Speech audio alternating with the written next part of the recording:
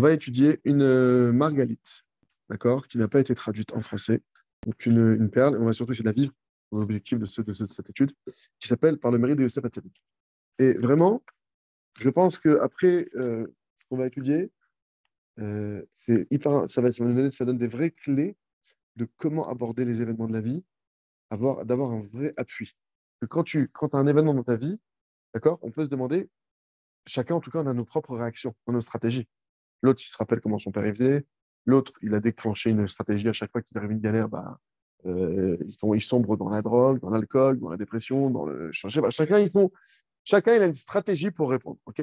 Là maintenant, on va mettre en place une bonne stratégie, alors positive, pour faire face quand on est face à une difficulté, un truc de dingue, une difficulté hors norme, un truc que pour nous c'est pas possible, c'est au-delà de nos forces. On va tout. Ok. On va voir ça. On va prendre ça de qui? De Youssef Hatzadik, qui a eu une sacrée épreuve. Voir une épreuve que personne d'entre nous n'a jamais connue, ne connaîtra jamais.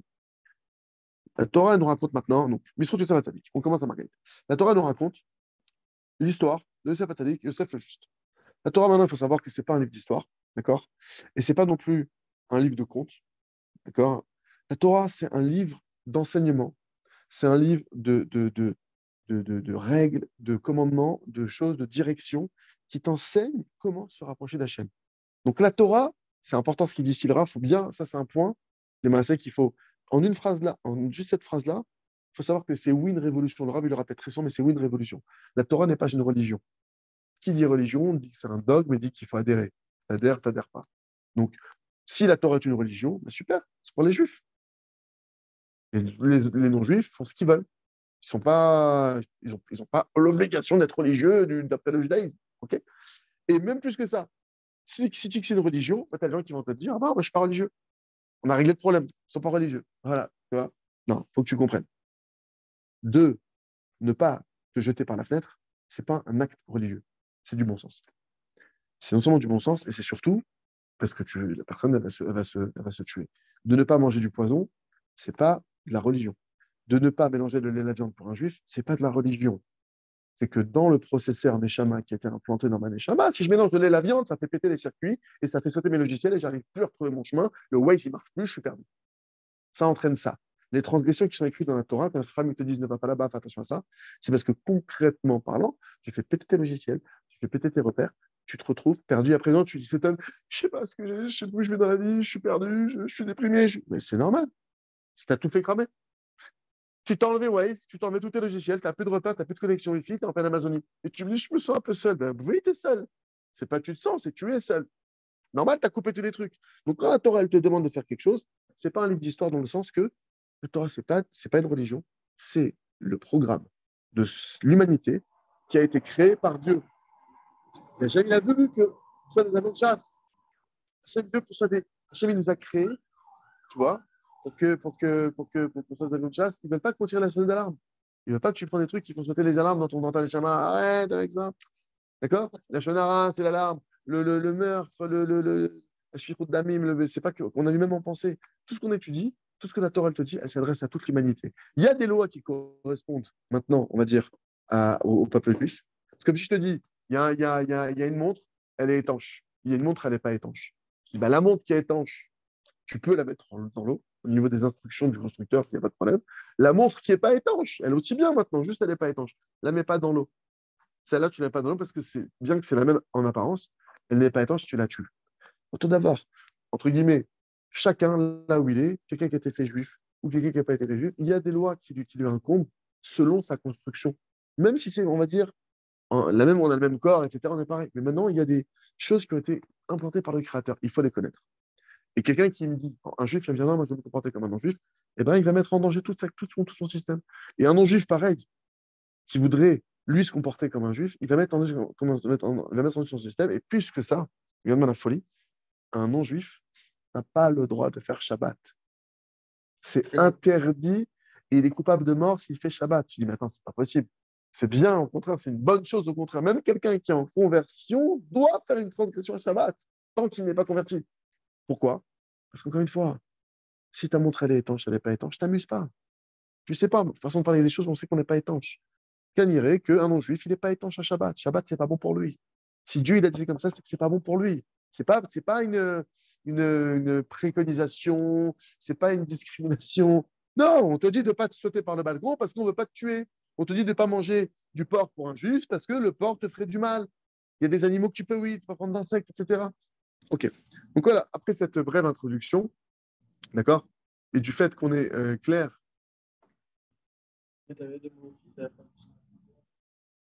quelqu'un qui prend conscience de ça, ça donne de la dimension à la phrase que le Rav dit ici. Je me suis arrêté un peu pour bien la rentrer. Quand tu respectes la Torah, tu respectes ton mode d'emploi. Tu n'es pas en train d'être un chassid, je veux dire, il y a des actes de piété, il y a de la chassid, de faire des actes au-dessus, tu vois. Par exemple, le type, il sait que la montre n'est pas étanche, il met un plastique quand il pleut dessus pour être sûr qu'il n'y ait pas la moindre goutte. Tu vois, c'est vraiment. Mais même les actes de piété, c'est pas des trucs qu'on invente. Les mesures de piété qu'on prend les uns pour les autres, il faut vérifier que c'est bien Minatora. C'est-à-dire de mettre un plastique sur une montre qui n'est pas étanche en été, il fait 50 degrés, c'est débile. Tu vois ce que je veux dire? Donc il faut voir, ça s'appelle chassid choté. On ne doit pas non plus devenir un chassid, quelqu'un qui croit qu'il fait des mesures de piété, alors que c'est bête. Moi, je me rappelle, au collège à Pavé, on avait une question que peut-être fallait être mahmir de ne pas faire une bracha sur certains aliments parce qu'il y avait un safek bracha. On a posé la question à Rabbi Tzrak Yosef pour savoir si est-ce que oui ou non, c'est bien d'être mahmir là-bas. Tu n'as pas le droit de te rajouter des choses. Ah bah, tu sais quoi, je vais me rajouter que je vais, puisque là-bas c'est un truc, je vais. Non, il y a des choses où on te dit non, tu n'as pas rajouté, pourquoi tu te rajoutes? Par contre, il y a des choses où oui, c'est bien là, c'est une bonne chose, c'est un truc qui est connu de nos maîtres. On va ça, il y en a qui mangent la matzah dans un sac plastique de peur qu'elle. Ok, ça, ok, c'est très bien. Mais qui ne prennent pas d'aliments industriels bien qu'elle le temps pour cacher les pessards. C'est des mesures qu'on connaît. Ok. Bref, donc quand tu vas voir ton Rav, tu viens consulter quelqu'un qui est en contact avec les modes d'emploi pour savoir ce qui est adapté ou pas à toi. Ok. Donc maintenant, Kol Mina Batorah, Shektuva, Shechet Lechol Echad Mitanu. Chaque mot qui est écrit dans la Torah s'adresse à chacun d'entre nous. Mishilemet la Torah, Menat la Dat, Mas, Ayaba, Avar, et celui qui étudie la Torah. Donc maintenant, on comprend. Celui qui étudie la Torah pour savoir l'histoire, c'est un peu d'histoire géo, pour savoir ce qui s'est passé avant, qu'est-ce qui a lieu, pas lieu. C'est pas de la Torah qu'il étudie. Et là, le maître d'histoire, il étudie l'histoire. C'est pourquoi tout ce qu'on va apprendre maintenant. Pourquoi il aura fait cette introduction? C'est pour dire que tout ce qu'on va apprendre maintenant sur Yosef Hatzadik, c'est pas pour te parler d'un grand homme qui a existé un jour, pour te dire, il a été fort, lui. C'est pas ça. Si on te parle de Yosef Hatzadik, c'est pour que tu t'y connectes, pour que je m'y connecte, qu'on apprenne à savoir comment se connecter à lui et comment puiser la force que lui, il a puisée pour faire face à nos épreuves, comment lui, il a réussi à faire face à ses épreuves haut la main. C'est pour ça que la Torah, tout ce qui est écrit sur chaque personnage dans la Torah nous concerne chacun d'entre nous. Il faut savoir étudier de ça pour notre vie. Ce qu'on apprend de ça. Quand tu étudies la Torah, tu comprends que ça te concerne, bien qu'on va te parler de plein de personnages, de Moshe, même de Bilam, je prends les extrêmes. Il y a à apprendre dans tous les cas en connexion avec ma vie. Rabbi Pinchas, Beshem Rabbi Chanin, Rabbi Pinchas, Rabbi Chanin, de Tzipori, il dit ce fondement-là qu'on est en train de dire, les flamméodes, qui est incroyable. Il dit quoi? Imadam, si un homme, il a des épreuves, des souffrances, quoi le souk chez les souris, toutes sortes de souffrances et d'épreuves. Comment les machals, comme par exemple, Tzerk Lavordira, il doit déménager, Shen Lo Parnassa, il Parnassa, Elo il a dit, il n'a pas d'enfant. Lo la flotte ça fonctionne. Dans sa vie, il y a des problèmes, ça ne va pas comme il veut. Vous matril litraem, ou litlonel, il commence maintenant à plus supporter, il commence à se plaindre sur son sort, de ce qui est en train de lui arriver. Et il dit, c'est quoi ce sort qui m'arrive? Mais c'est quoi ce. C'est pas possible. J'ai pas de chance. Pourquoi est-ce que Hachem il fait ça à moi, etc. Atchouva, la réponse à toutes ces questions-là. Heureux soit l'homme que la Torah, elle l'a fait souffrir, qu'il a reçu des souffrances. Non, qu'il a eu des souffrances. Et de sa Torah, il a appris. Ça veut dire quoi? C'est-à-dire que le type, il a eu une souffrance. Et dans la Torah, il va chercher la solution. Dans la Torah maintenant, qui est le mode d'emploi du monde, de mon mode d'emploi, moi, de chaque être humain, chaque créature, il cherche la solution. Tinbonen ba Torah. Réfléchis dans la Torah. Et apprendre de là-bas comment te renforcer dans l'Emouna. Mais si maintenant quelqu'un te raconte qu'il y a des souffrances, des épreuves, ça perd la tzadikim. Parle des tzadikim.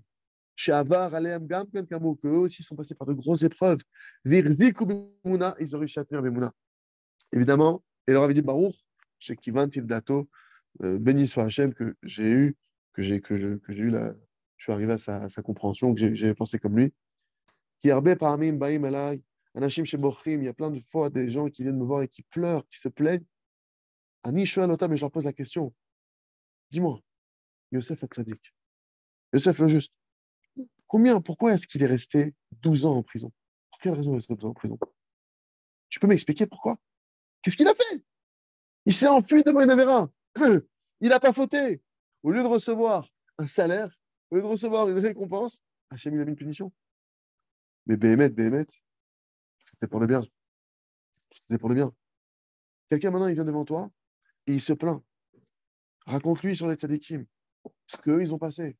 Et que malgré tout ce qu'ils ont vécu, ils ne se sont pas plaints. Et qu'est-ce qu'ils ont dit? Toda. Au lieu de se plaindre, ils ont dit merci Hachem. Merci beaucoup Hachem. Il faut savoir que quand la Torah maintenant elle te raconte, elle te parle d'un personnage en particulier, d'accord? C'est un clal, ce qu'on dit là, c'est un clal, et même Laura, ce qu'il disait ailleurs, dans un autre cours, c'est important de s'imaginer, de rentrer dans la peau du personnage. On te dit par exemple, Yaakov, après 17 ans, il a rencontré son fils, il a fait schéma. Je n'arrive pas à comprendre. Je suis Yaakov, je me rentre dans la peau de Yaakov. S'il a pris le deuil pour son fils pendant 22 ans, il ne l'a pas vu, une vingtaine d'années. On ne parle pas de quelqu'un qui s'est consolé, quelqu'un qui n'a pas oublié, qui a pris un deuil pendant des années. Roi Hakodesh est parti. Qui voit son fils après 22 ans d'absence, c'est Bénès Galou, il est Gadol, mais imagine le sentiment et l'argachet qu'il va avoir, et l'émotion, et le languissement, et c'est son fils, il avait réussi à faire un truc de fou, et à un moment, il le voit, je me il y a un problème. Déjà, quand tu vis ça, tu sais pas, il y a un problème. Je vais partir en paix. Il dit là, je peux partir en paix. J'ai une émotion qui grandit, j'ai un truc qui est ça. Et là, alors, tu peux dire, c'est une chose qu'il a dit à son fils quand il a parlé, une vraie chose. Maintenant, je peux partir, je t'ai vu, maintenant, je peux partir tranquille. Mais ce qu'il expliquait, Rav Tana, c'est qu'Yaakov, il a senti un tel amour, telle émotion, il a accompli à ce moment-là le moment qui te dit Ve'ahavta et Hashem Elokecha bechol levavecha vechol nafshecha. Il a dit là maintenant, cet amour-là que j'ai, ce sentiment que j'ai pour Hachem. C'est qu'imagine, je dis, mais non, il y a ton fils, il est devant toi, pour Hachem. C'est des Kim, ils ont Hachem devant eux. Ils utilisent tout. Et pareil, ça, par exemple, tu serres ton enfant dans tes bras.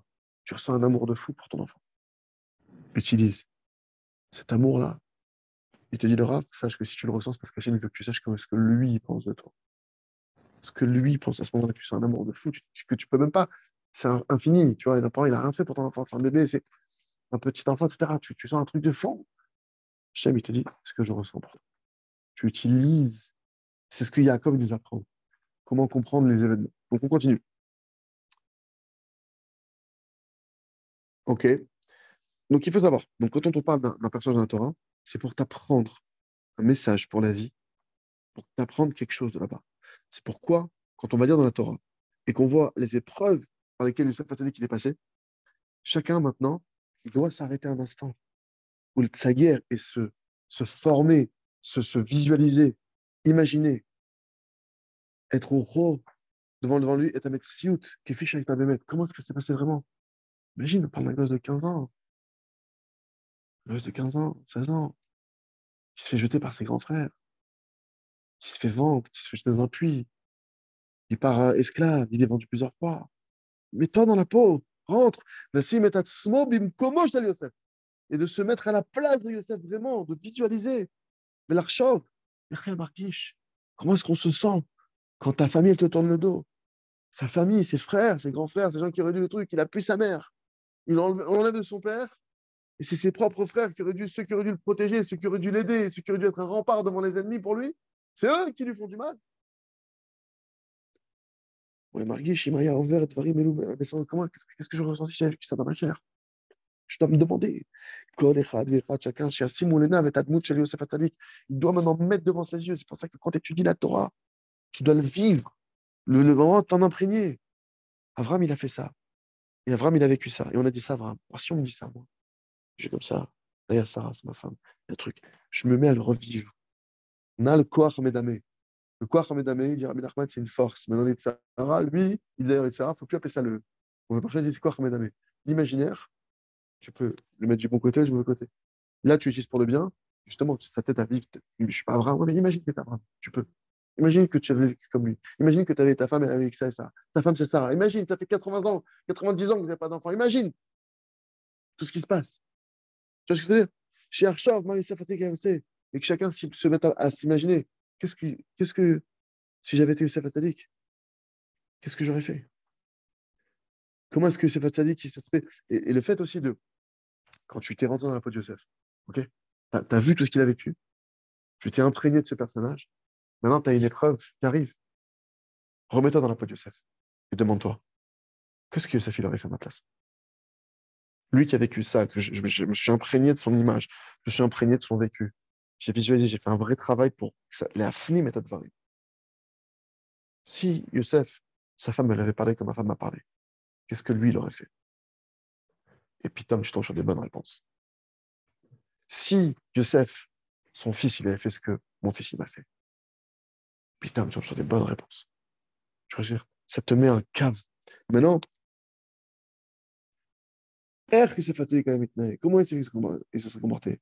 Et qu'il apprenne de lui. Mazo et Mouna, c'est quoi avoir la Mouna? Youssef Hatzadik qui a dit à ses frères, quand il les a vus d'un cœur entier, si c'est écrit dans la Torah, c'est que c'est Béhémet ce qu'il pensait, qui leur a dit, je ne vous en veux de rien. C'est possible. Je veux bien qu'il n'ait pas rancunier. Je veux bien qu'il passe, mais qu'il leur dit, j'ai autant de rancœur pour vous que j'en ai pour Binyamin, mon frère, qui n'était pas présent et qui n'a rien fait dans mon histoire, dans ma vente. J'ai ça dans mon cœur pour vous, j'ai rien. Pourquoi? Et il dit pourquoi. C'est pas vous qui m'avez envoyé là-bas, c'est Dieu qui m'a envoyé là. Vous êtes pas dans l'histoire. Vous croyez que vous êtes où, vous venez me voir en pensant que vous êtes des personnages, des acteurs principaux dans l'histoire. Vous êtes que des figurants. L'acteur principal, c'est Hachem. J'ai attends, Youssef Hatzadik. Si maintenant quelqu'un a une preuve de fou, qu'est-ce qu'il aurait dit, Youssef Hatzadik? Je vous en veux de rien. Vous n'existez pas. C'est pas vous qui m'avez envoyé ici. C'est pas vous qui m'avez fait ça. Tu travailles. Adam Aminoucha, il y a un homme qui a la Emouna, il est vivant. Youssef Hatzadik, sur tout ce qu'il a passé, il chantait, il dansait, il disait merci. Sur tout ce qu'il a passé, mais des trucs de fou. C'est que nous, on te dit ça. Tu vois, on te raconte que Youssef, il avait un niveau de Simra, un truc de fou, mais tu comprends qu'il est en prison. Tu comprends qu'il a perdu sa mère. Tu comprends qu'il est vendu par ses frères, qu'il ne voit plus son père, qu'il ne va jamais se marier a priori. Il pense qu'il ne va jamais se marier. On va le voir.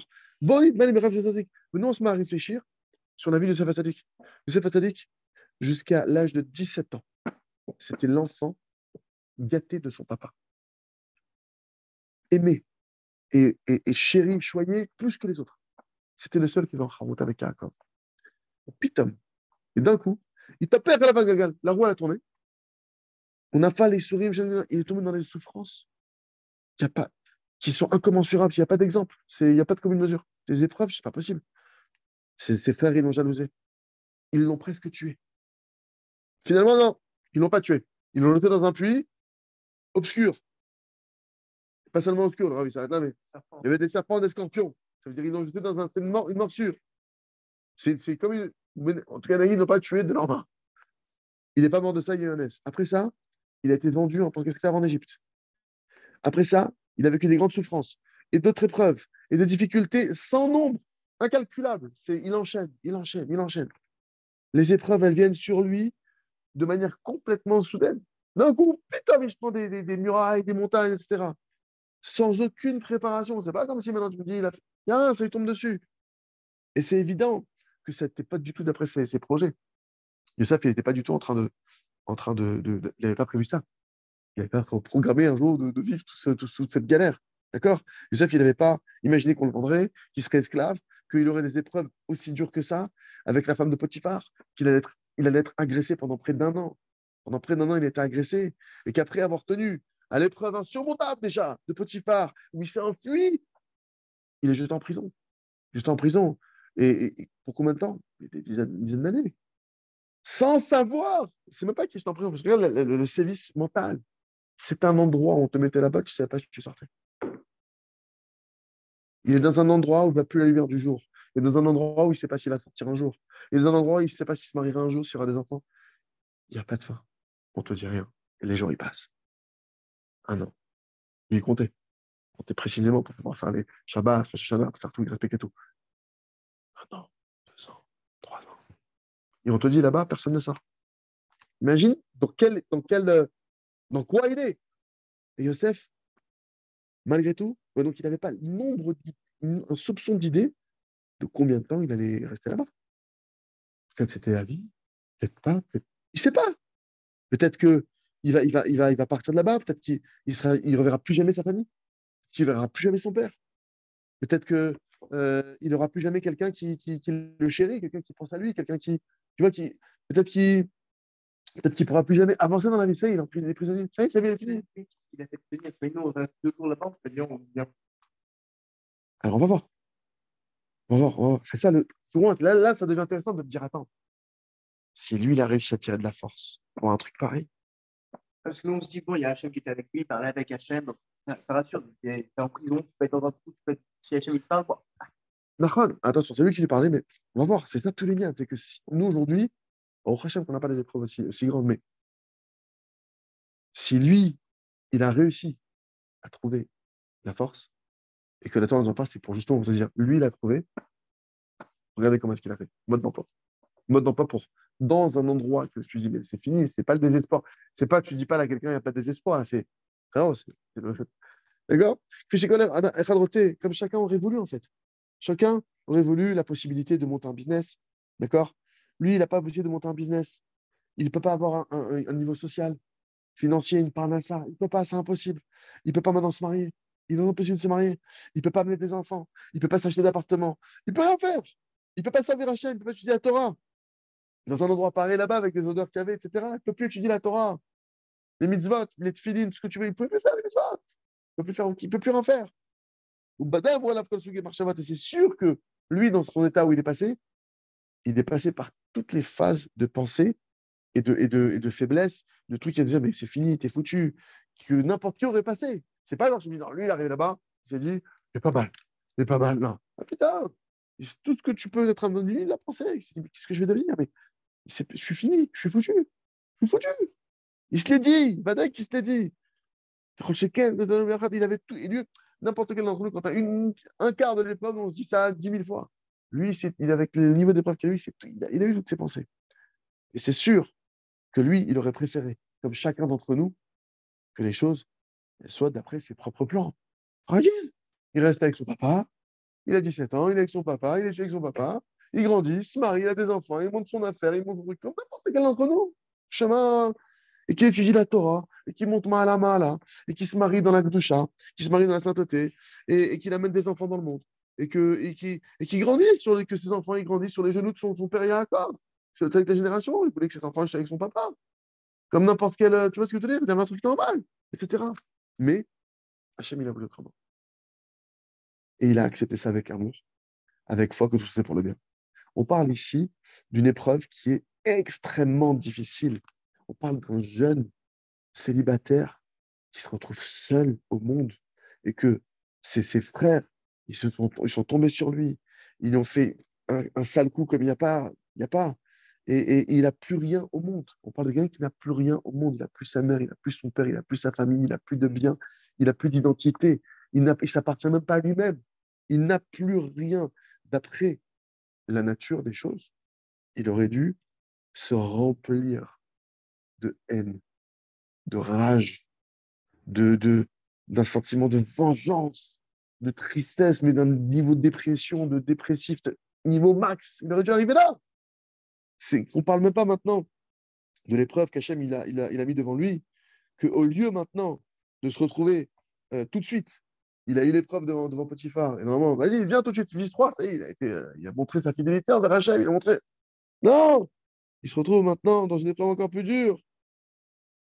Et maintenant, qu'est-ce qui se passe? Mais Gam, Kachab, Bikash, Sarah Mashkim, même quand il a demandé au Sarah Mashkim, quand il y a eu les deux conseillers de Pharaon qui se sont retrouvés, les deux ministres de Pharaon qui se sont retrouvés en prison là-bas, qu'il a demandé au Sarah Mashkim, au maître et chanson, celui qui était préposé à la boisson de Pharaon, et qui lui a expliqué son rêve, il a dit souviens-toi de moi, parle de moi au roi, dis-lui que j'existe, que. Ok? Il est resté encore 2 ans pour les 2 mots qu'il a dit. Il est resté, il faut comprendre. C'est quoi il est resté? Il est dans un endroit avec tous les mécréants, tous les voyous de l'Égypte. C'est pas, tu me dis, dans un endroit tout seul, perdu, déjà, c'est déjà horrible, horrible, horrible. Non seulement il est tout seul, non seulement il va plus sa famille, non seulement la Torah, les mitzvot, ce que tu veux, il ne peut plus.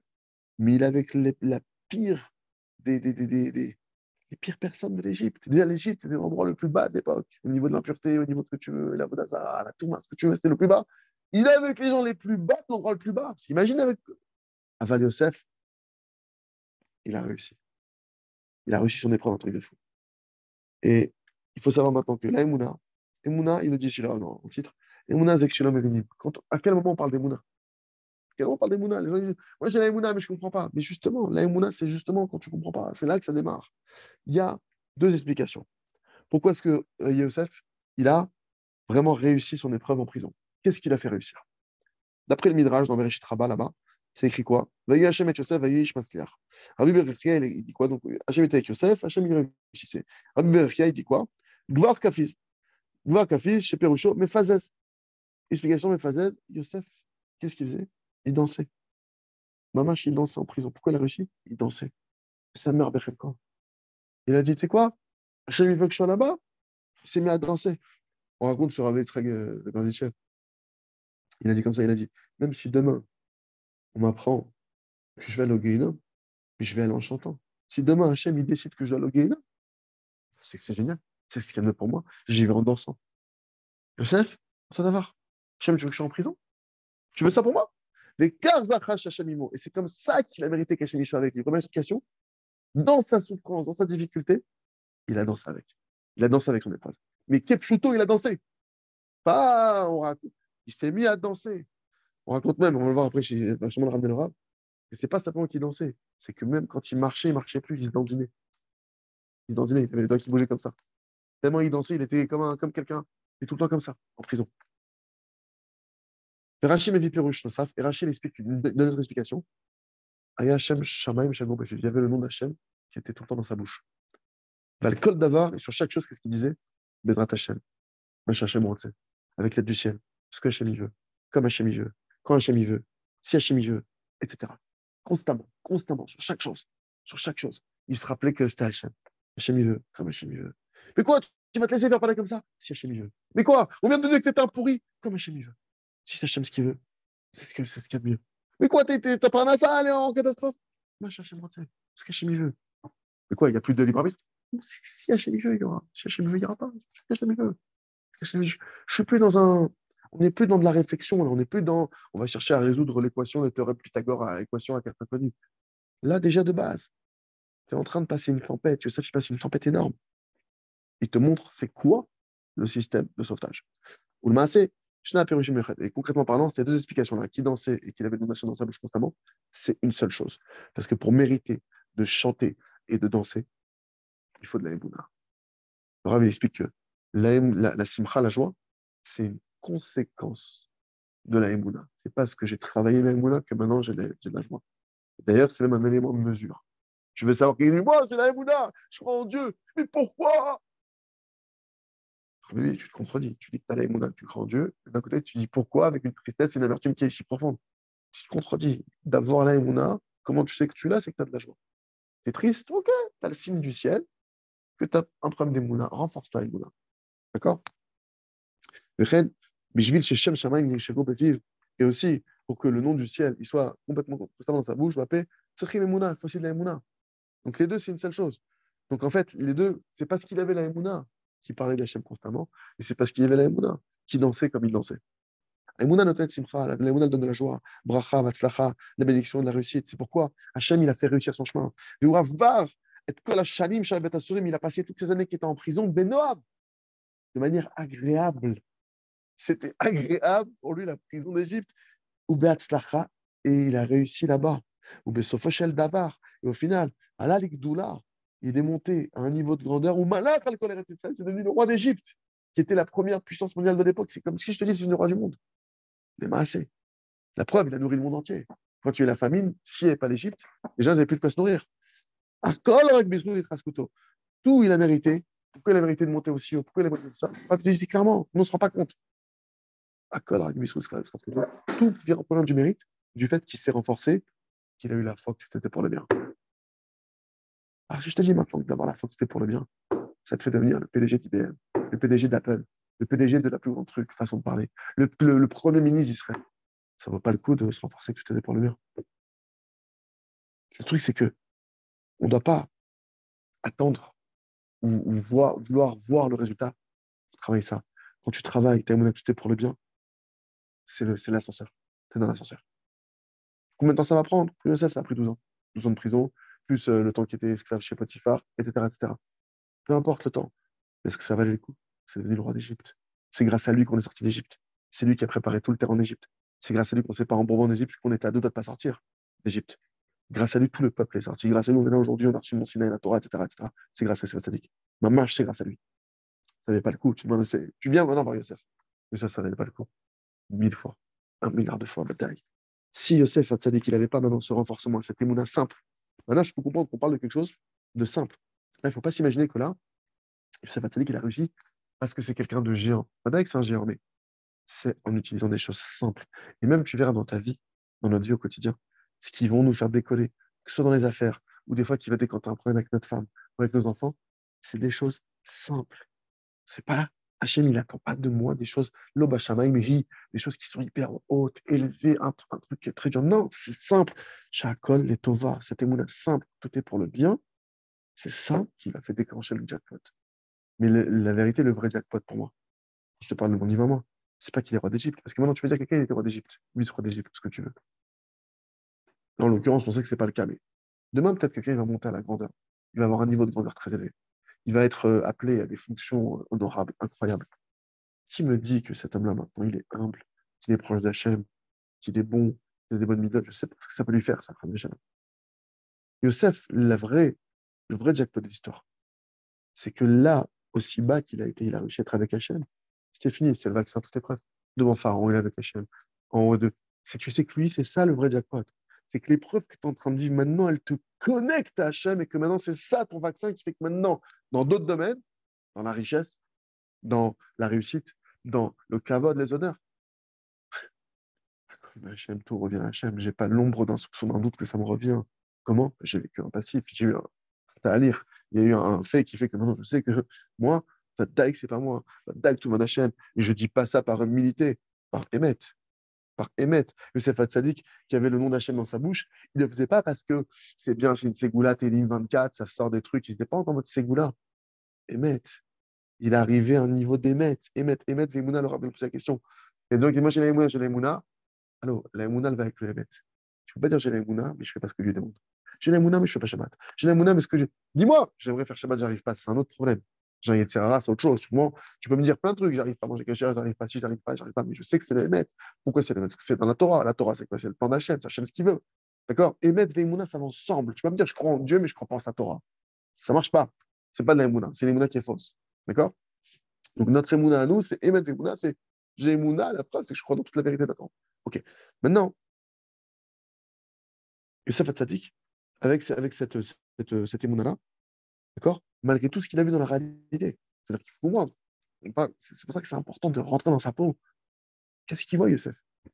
Qu'est-ce qu'il voit? Il faut comprendre qu'est-ce qu'il voit et qu'est-ce que ses yeux voient. Ah, il n'y a plus sa mère, morte, enterrée en chemin. Son père, il est, je sais pas, il laisse en chemin, là. Je ne le prends pas avec nous, dans un endroit. Nous, on voit aujourd'hui les juges de France. Quelqu'un, il part, Shalom, il est monté en Israël, il met Mont des Oliviers, il met Arménoufra dans un truc, tu vois, il ne sait plus tuer un chaos. Mais si ma mère, enterrée en chemin, comme ça, sur la route, on lui fait pas une sépulture digne de ce nom. Je comprends pas. Mon père, je ne vois plus. Mon père, pourquoi il ne vient pas me chercher? Bon, Hakodesh, moi, c'est un sadique. Et kabbaliste, pourquoi il vient me chercher? Mon grand-père Yitzhak, il y avait Yitzhak avec eux qui était présent, vivant. Je sais pas, mon grand-père Yitzhak, pourquoi personne ne bouge? J'étais vendu, pourquoi on ne m'aide pas? Mes frères, ça y est, ils ne peuvent pas revenir, ils ont eu un coup de folie maintenant. Ils ne peuvent pas revenir. Il est où, en prison? Avec des toxicos, des fous, des trucs. C'est ce qu'il voit. Ses yeux, c'est ce qu'il voit. C'est son quotidien. C'est son pain quotidien. Tout est mauvais. C'est-à-dire que de mettre après ses yeux, on ne peut pas dire non, cette boue, c'est un beau tapis de soie. Non, c'est de la boue. On ne peut pas me. Alors, comment il a fait? S'il n'avait pas jeté complètement son intellect, s'il n'avait pas littéralement tout jeté, sans essayer de rien comprendre, C'est-à-dire qu'il ne cherche plus à comprendre. Le cerveau, il ne cherche plus à. Là, off, hors service. Mais pourquoi? Il n'y a pas de pourquoi. Hachem, il sait ce qu'il fait. Mais comment? Dès que la pensée, elle vient, Hachem top. Hachem sait ce qu'il fait. Moi, Hachem, quand Hachem voudra, ce qu'il voudra, Hachem. Comme il va, Hachem. Quoi, tu as un automate? Ouais, je suis en mode automate. Le mode automate. Mais quoi, il n'y a plus de cerveau? Il n'y a plus de cerveau. Exactement. Tu as mis le doigt dessus, il n'y a plus de cerveau, c'est fini. Mais quoi, tu es un fou? C'est qu'Hachem veut que je sois, je serai. C'est fini. Je suis plus blin certain cloum, mais rien aussi. Si maintenant il n'avait pas jeté son cerveau complètement, sans essayer de comprendre la moindre chose, parce qu'on est dans une situation, l'alpi Sechel, l'alpi Machekoulam aussi. Tu sais ce qu'il aurait fait s'il avait mis son cerveau en route? Ça aussi, il faut le prendre de l'autre côté. Eh bien, il aurait fait comme tous ceux qui mettent leur cerveau en route et que ça ne marche pas dans leur vie. Qu'est-ce qui serait passé? Il aurait été brisé, il aurait été amer, il aurait été vraiment irrité, vraiment complètement écrasé par le poids de sa vie. Complètement. Il se serait plaint de ses frères, qui m'ont, c'est à cause de que je suis en prison, à cause de je paye, à cause de je vois plus mon père. Il se serait rempli et ça aurait fait qu'augmenter sa haine et sa rage et sa rancœur et sa rancune serait montée à un niveau que serait devenu, serait devenu et il serait rempli de sentiments de vengeance. Et il pleurerait constamment sur ce qu'il arrive. Pourquoi moi? Qu'est-ce que j'ai fait au monde? Pourquoi moi? Chacun maintenant, il dit le Rav ici, intérioriser le comportement de Youssef Hatzadik. La émouna parfaite qu'il avait et dans laquelle il s'est renforcé. Encore une fois, quand une émouna parfaite, on parle d'une émouna simple. Elle est parfaite parce qu'elle était entière. Pourquoi, Youssef, tu te laisses même pas la question de te demander pourquoi? Il n'y a pas pourquoi. Comme ça, Hachem il veut. Mais quoi, mais tu peux pas me dire que c'est bien? Je sais pas. Comme ça, Hachem il veut. Hachem fait ce qu'il fait, c'est bien. Mais tu vas me dire que c'est bien, là. Je sais pas, mon cerveau, je sais pas. C'est pas mon problème de savoir. Je suis pas là pour savoir. Je suis pas là pour comprendre. Je suis pas là pour déterminer. Je suis pas là pour définir. Tout ce que je sais, c'est que Hachem il veut comme ça et c'est ce qu'il y a de mieux. Zéro des coups, il n'y a plus rien d'autre. Ne cherche pas à me poser des théorèmes et des questions et de faire des calculs avec moi. Il y a peu de calculs. C'est off. Ça, c'est une simple shlema. Ou char, des chars. Et pas seulement qu'il l'a dit. Béhémet, c'est comme ça. Béhémet, j'en danse. Et il est arrivé à une vraie madriga. Il faisait pas ça mytho. Il est arrivé à force de renforcement. Bah, moi, je s'est mis à danser et à voir à kiffer et à être Bessimcha. Là, il ne le dit pas ici, le Rav, mais à tel point, il faut comprendre l'histoire, quand il y a les deux ministres de Pharaon qui se retrouvent en prison, qu'est-ce qui se passe? Ils voient un jour, un matin, que les deux, ils ont une tête de Tisha B'Av. Tu me diras en même temps, en prison, c'est pas non plus, c'est pas non plus un mariage, hein. C'est pas un mariage, là. Tu me dis, on a un mariage, confetti, feu d'artifice, tu vois deux types qui tiennent la tronche, qu'est-ce qui se passe? Les mecs, ça va, vous n'allez pas bien. Youssef, il voit deux types en prison là-bas, la pire des prisons du monde, qui tirent la tronche. Il vient les voir, qu'est-ce qui se passe? S'il va pas. On a fait un mariage. Alors, j'explique ici, on donne Beshimcha dans ma prison. C'est lui le chef de la prison. C'est le chef de la prison à ce moment-là. Moi, je t'explique. On donne Beshimcha chez moi. Toi, tu vas crever. Alors, reste pas beaucoup de temps. Soit Beshimcha. Toi, tu vas sortir d'ici. Alors, quoi, ça sert d'être triste? Soit Beshimcha, tu vas sortir. Allez, fais Beshimcha. Tu vois qu'il fait attention à ça veut dire qu'il fait attention à chaque prisonnier qui soit Beshimcha. C'est-à-dire que non seulement qu'il est une simcha, un truc de fou, mais il fait attention à chaque personne dans cette prison, que c'est les pires malfrats de l'humanité, qui soit Beshimcha. Afpam Laura ou Otto Oler. On ne le voyait pas marcher. Tamid Daya Oler Berikodim, il se dandinait tout le temps. Tout le temps. Il ne marchait pas en mode. Non, il se dandine, il bouge, il chante, il danse. Car Midrash Mid al Yosef Hatzadik, c'est ainsi que le Midrash était Yosef Hatzadik, qui est où Emin She'en Rabba Olam Klal, parce qu'il avait une foi entière qu'il n'y a pas de mal du tout. C'est pourquoi Maouase, Sachakol, Chalam Shner Chalamot. Parce qu'a priori, qu'est-ce qu'il a fait? Qu'est-ce que Bémet il a fait, Yosef? Si maintenant tu me dis, alors, qu'est-ce qu'il a fait? Il a fait deux rêves. C'est interdit de rêver. Je me dis, mais non, mais qu'est-ce qu'il a fait? Il a rien fait. Il a rêvé, deux rêves. Ça l'a entraîné jusqu'à là-bas. On a le droit de rêver. Ri, ou malach ala achim, alors quoi? Ils l'ont suspecté de mourir de malchut que tu veux. Il a régné sur ses frères. Il les a contraints à quelque chose. Concrètement, dans la réalité, il leur a fait ça. Pas du tout. Juste après ça, juste après ces deux rêves, ils l'ont jeté. Ils l'ont jeté dans un puits de serpents et de scorpions. Et Hachem, il l'a sauvé. Ils l'ont vendu, Hachem il l'a sauvé, et au final, ils l'ont vendu en esclave à la maison de Potiphar. Il a été vendu en esclave à la maison de Potiphar, et il s'est devenu un esclave. Lui, il s'est dit, je dois être roi. Il a rêvé qu'il devait être roi. Mais il y a Eved, ils sont esclaves. Aval Yosef Hatzadik, comme le Klal. Mais Yosef Hatzadik, il ne s'est pas laissé embrouiller du tout par ça. Oh, Hachem, c'est un message très très puissant. La suite, la prochaine fois, Bérat Hachem, on va continuer au prochain cours.